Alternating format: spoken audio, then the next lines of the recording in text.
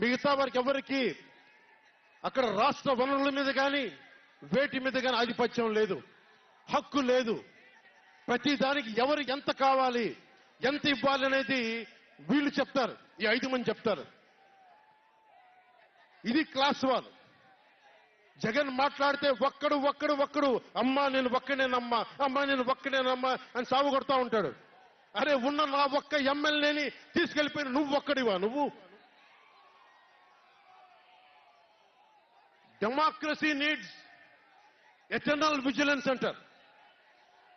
ప్రజాస్వామ్యాన్ని కాపాడుకోవడానికి నిరంతర పహారా ఉండాలి. 2014 పార్టీ పెట్టినప్పటి నుంచి ఈ రోజు దాకా నేను చేస్తుంది ప్రజాస్వామ్యాన్ని కాపాడే ప్రయత్నాలే.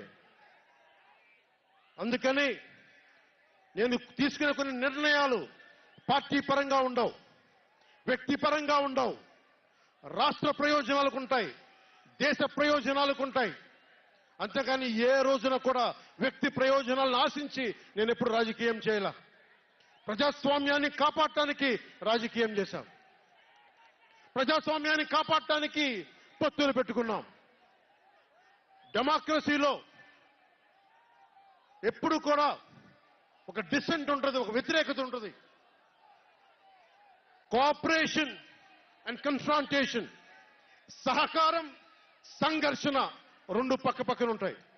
సంఘర్షించాల్సిన పరిస్థితులు ఉంటాయి, సహకారం ఇవ్వాల్సిన పరిస్థితులు ఉంటాయి. ఇప్పుడు 2024కి సహకారం ఇవ్వాల్సిన పరిస్థితి. మనం సహకరిస్తుంటేనే తెలుగుదేశం